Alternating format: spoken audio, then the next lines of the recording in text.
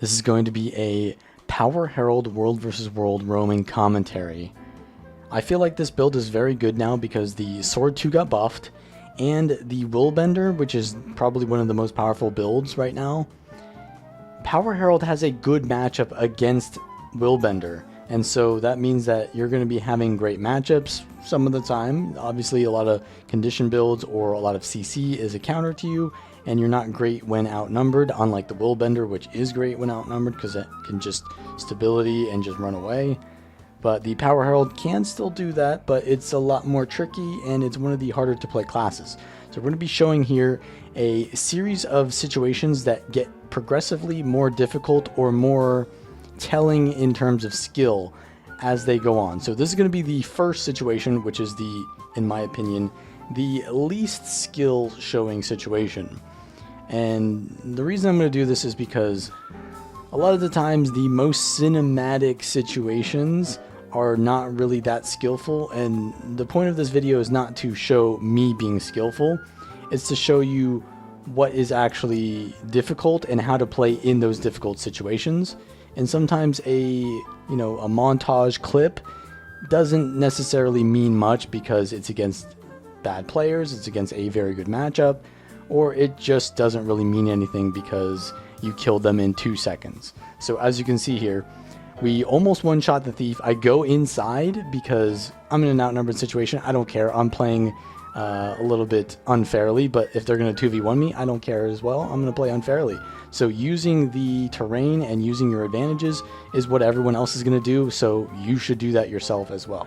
Don't cry about it, just do it. So we're going to use this down body here to bait the thief to go for the res, and then we're going to cleave. We get 2 down because of that, and now we've got one of them fully down, and the other we're going to use as bait as well. We wait for our energy here to use our port in, because that allows us to do bursts in a more safe manner, because we can do all of our damage in a short window of time, rather than just kind of like doing our damage and not having much burst, because then it gives the enemy a little bit more time to react. So getting our energy up there is really important. You can see we just wait for our energy, cleave after we get one down, and the enemy team didn't really know how to play around it. What they should have done was they should have pressured me so that I can't just cleave them out, but they didn't really know that. They're probably new players or whatever, and they just kind of let me cleave them out and easy kills. So in that situation, we just showed our damage. That's going to be the easiest thing on Power Herald, is doing damage. Now, surviving on a Power Herald is a different story, but doing damage on a Power Herald is very easy. You just port in, use all of your sword skills like I'm doing here, and then you're going to swap to glint stance, and then you're going to use all of your facets and keep using sword skills, and that's pretty much it. You can probably kill most people that are playing World vs. World just by doing that. Now, against more skillful players, now obviously these Willbenders, I wouldn't say they're the most skillful players because they just straight up died to me doing that. So obviously it's going to work a lot of the time, but some of the times it's not going to work. This is why this is a level 2 difficulty situation, because they just died to my opener burst. They didn't really play around it too much. So that's just the base level of Revenant right there. Port in, use all your sword skills, swap to glint, use all your facets, keep using your sword skills, and if you get pressured, then you're going to need to use your staff and kite a little bit. Now here's a situation where I'm going to actually have to use some defensive capabilities. So as you can see, there's like 3 players chasing me. I can use the Sword 5 to get some distance to port to their Harbinger in the back. I'm going to use my facet behind me to get super speed and just keep kiting. There's no way that I can get any kills in this situation because there's just way too much pressure. So I just keep porting to the neutral mobs, and I use my impossible odds because that gives me super speed basically, and also my facets. They will also give me movement speed because of the rising momentum trait. So just put on all your facets to get movement speed and just try to counter pressure a little bit in between your cooldowns. And then once you've gotten your stance back up, we're going to go into Shiro stance, port away, and just try to heal up a little bit so we don't die to these conditions. Use impossible odds again to get as much movement speed as possible. Super speed from my facet of chaos, and you can see we move pretty fast. and we're going to use this Warthog to port to, and then this cannon to port to. It's not very hard to do this. You just need to have the right settings, and you just need to know the right situations, and you can easily get out of these outnumbered situations if you just don't get interrupted while you're doing your ports.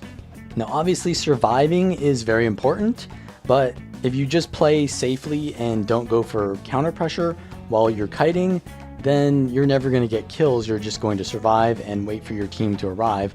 But sometimes that is necessary, is just survive and get to a safer location where your teammates can help you.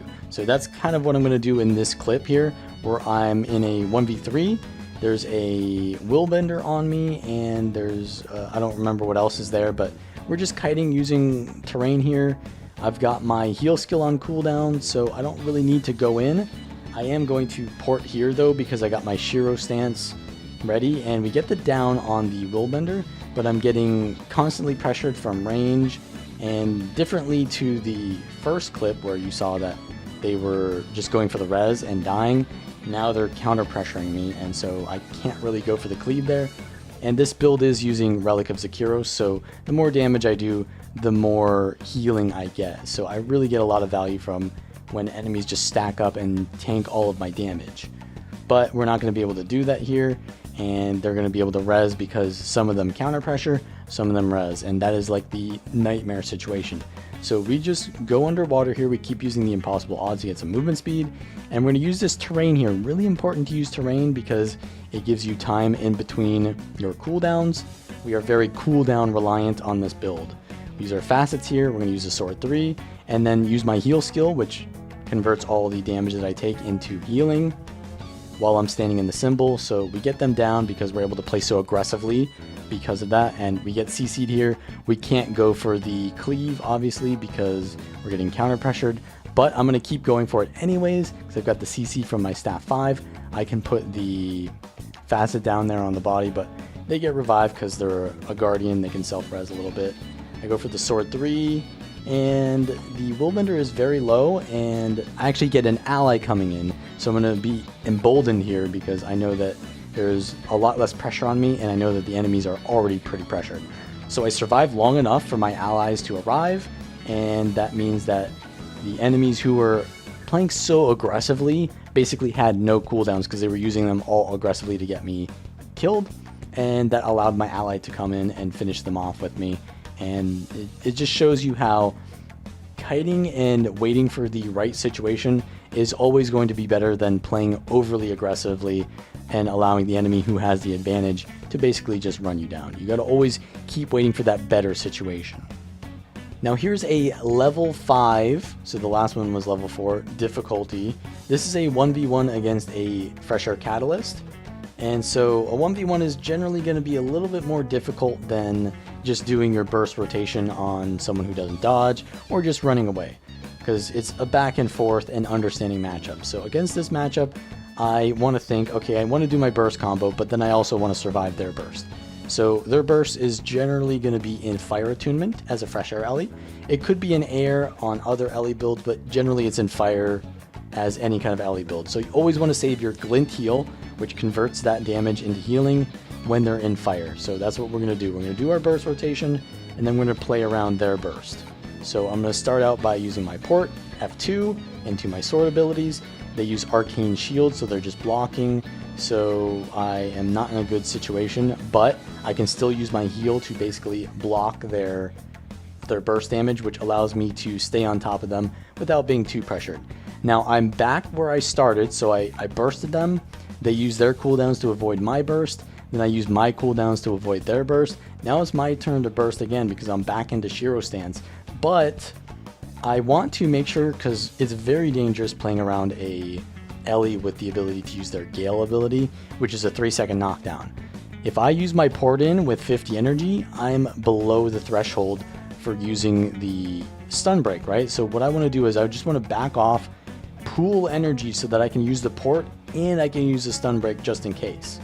So that's what I'm doing. I've got 80 energy now, up to 90, so I can port in and be completely fine with their stun there, but it didn't matter, and we're just going to do insane damage because we're a Power Herald and they're a squishy class. So that is kind of how you want to play most matchups against squishy characters. Now here is a Fresh Air Weaver, which is a similar matchup, to be honest, than the Fresh Air Catalyst. It's a little bit more burst oriented, and I'm playing extremely aggressively here, trying to get as much damage as possible, but I tanked their burst, and as you can see here, I used my Glint Heal late, but I'm not going to fully use it. I'm just going to put it up because you want to bait damage. You don't want to use it and then they'll just not attack you back. You want to bait the damage by playing aggressively, and then as soon as you see them do something, then you want to use it. And that relies a lot on matchups, right? So I know that Fresh Air Weaver can only do its burst like once every 4 seconds. So if I just got bursted, I don't want to use my heal. So I kind of did it right there. I get my staff 5 off, which means I can do some burst here, but I'm very afraid of them. They used their elite skill to try to CC me while I was in my sword 3, but they canceled it because I'm evading. And now that my sword 3 is ended, I'm extremely in a vulnerable situation. I've got 2 dodges though, so if I use them correctly, then I can survive. My F2's coming up, so I can blast them with that. I dodge away from their CC, and then I port back in with the sword 5. I dodge their fire 2 burst, and they're really low on health, but if they hit me with 1 burst, I could be dead. So it's sudden death right now, really, because if I hit them with 1 skill, then they die, and if they hit me with their burst, then I could die, right? So we're playing very safely, but I don't want them to bait out my heal early. I want to use my skills. They CC me, and then I'm going to blast them with my facets while I've used my glint, and I use the sword 3 while I have impossible odds. They can't really do too much around that when they have no cooldowns. Now here's another 1v1. This is against a Sikkim Soul Beast. I know that line of sight is a counter to them, so I use my port skill while I'm behind the terrain there. They have used, as you can see on their skill bar, they've used the invulnerability that you get from merging with one of the pets. So I can't really do too much damage to them right now. Although I have used my sword 3 to evade, I can't really do too much back to them. And that's ended now, but they're in stealth. So they're using their stealth to kind of like reset, and their pets on me. So this is not a good situation for me because I'm taking damage. They aren't. So I'm pooling my energy. Once again, you can see I've got 70 energy. This is a huge advantage because I've got like 2 sets of skills that I can use if I've got full energy here. So I'm just sitting here waiting. I'm getting value of them waiting here. They just double dodge. That's another thing really important to pay attention to, is dodging, because if you do your burst and they just dodge it, well then you don't really do any damage. So now that they've just double dodged to try to avoid my staff 5, which is just a CC that does no damage, I can go in and do tons of damage to them. So I use my F2, but they knock me back, but I use my roll backwards there. So that was the Riposting Shadows. Instead of using the phase reversal again, which may or may not have been a better choice, I used the Riposting Shadows because that's an evade, and I used it towards them so I can advance towards them while evading any counter pressure. And we're just going to use our sword 5 here, stay on top of them. They've used Protect Me and their Doliac stance, so I can't really do too much. Just got to wait for that to come out. Then I use my sword burst.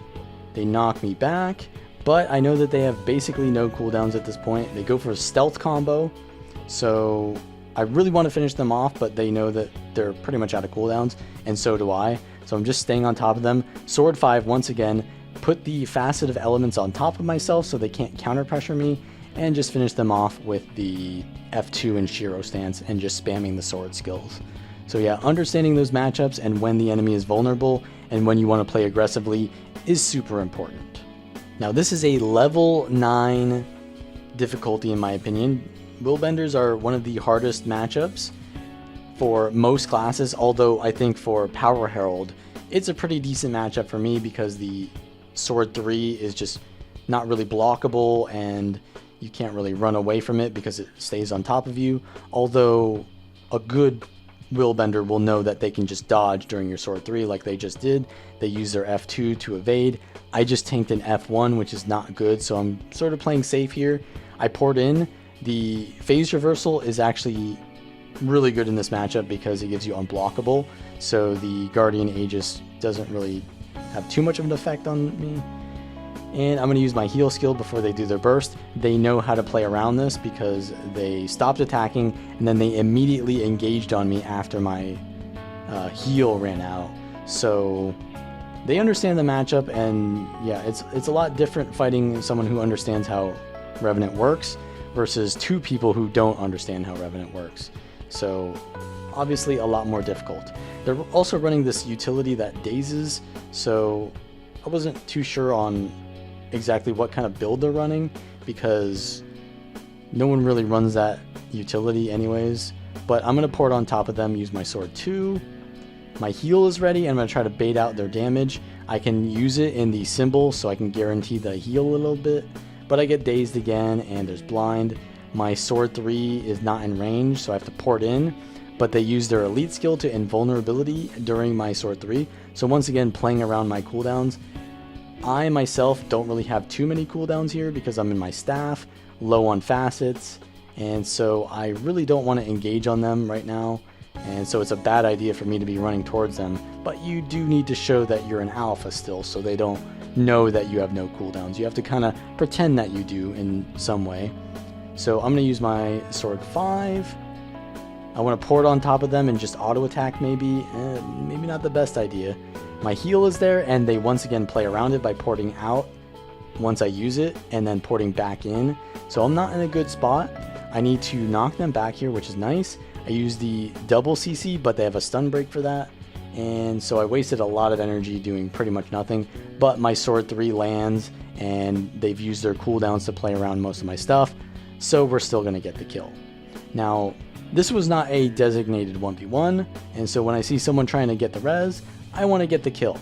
So they're going to get the res regardless because they're a guardian and they can self-res pretty easily. But they're going to jump on me again. They want to go for round 2. And I can pour it on top of them, use my sword. I wait for their dodge to use my sword 3, but they also dodge out of range, so I can't use my sword 3. So that's pretty bad. But I land a really nice sword 2 into my Hydro Sigil with the legend swap.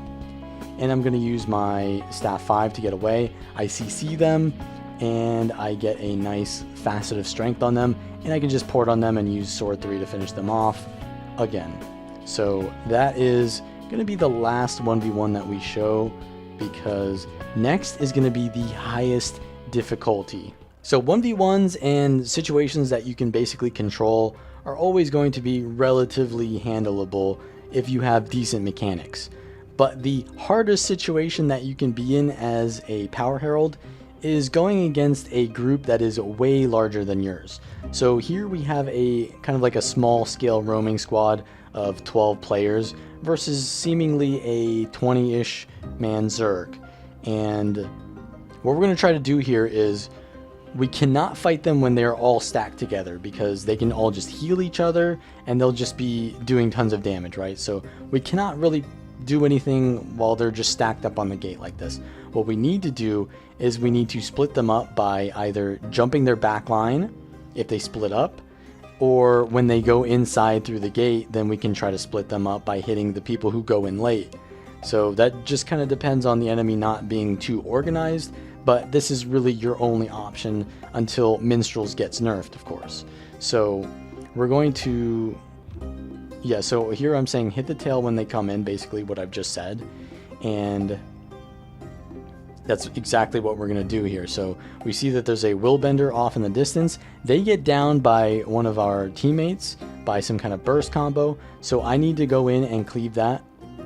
They already get the down, so I'm just going to try to see whoever's kind of like a straggler. We get this Chronomancer with our damage, and I'm using my heal skill just so I can survive long enough to cleave this body out. And also all the damage that I deal is healing me, right? So cleaving out like multiple enemies is going to give me a lot of value. But their Zerg comes back to kind of like res their down, but we've gotten like 2, 3, or 4 kills so far, so we've already kind of created somewhat of a better situation for us to fight this larger group. So now they got the res there, unfortunately. We're just going to look for the next target here, someone who's out of position, but their group has now decided to turn on us, and we cannot engage when they're coming at us like that. So you can kind of see where their tag is moving, and you just don't want to be in the way of the train. You always want to be behind them, because the sad reality of World v World is that most Zerglings cannot really turn their character too fast, and so if you're behind them, it's actually really safe. So when they keyboard turn, it's going to take a while for them to attack you, and generally you're just going to be safer by staying behind them. So as you can see here, I moved behind the Zerg. I've only got like 2 people shooting at me, so we're pretty safe. We see this one Scourge is by themselves. We're going to go for them again. I go for maybe a port here, but they're kind of in their Zerg now, so they could be turning any direction. So we don't really want to go near that. And I do see that they're kind of just not staying near their Zerg. We've got others going for the down, so I just need to cleave this as fast as possible so they can't res it. Hit them with the Facet of Elements, and we're just going to reset. Always reset after getting a kill, because you just get cooldowns and look for the next burst. We land our Facet of Chaos to CC this Mechanist before they can reconvene with their guild. Another 2 or 3 kills there, but we maybe don't have the cleave for finishing them off. Yeah, they get revived. Unfortunately, we can't always go for the cleave there because the Zerg was coming straight towards us and we don't want to die. Always try to survive, but be aggressive when you can. So when someone dies, it's just going to give them more of an advantage than they already have. So they've lost maybe what, like 5 or so. Their group is a lot smaller than they used to be, so we're going to come in through the back here, go for this Dragon Hunter. Maybe, yeah, there's a Ranger shooting me as well. So we're going to use our staff here to block, and yeah, they're now coming towards me, but we get another down. So we're constantly splitting them, and we want to be finishing off this down and kill this Firebrand. And now at this point, their group is a lot smaller, but it's really hard for us to split them further because they're now going to be on the Lord. And while they're on the Lord, they're going to be doing damage to the Lord, healing each other, and just like spamming AoE around them. And so at this point, we can't really do anything to that group because we can't split them up any further, because the objective is they've reached the objective and they can just protect themselves on the objective infinitely, because that's how Minstrels works. And so we can't really do anything here besides like go for these stragglers in the back and hope that they come for us again. But yeah, for the most part, that's going to be all that we can do here. But you can still do something in the situations before this, and if we stall for long enough for our team to arrive, then that would definitely be enough for us to get reinforcements and to protect this tower. So that's kind of how you want to be playing the Power Herald in World vs. World Roaming. If you like this content, then please like and subscribe to the video. If you want to see more like this as well, I'll be probably doing a support medic Spectre build commentary, so subscribe to see that, and I will see you all next time.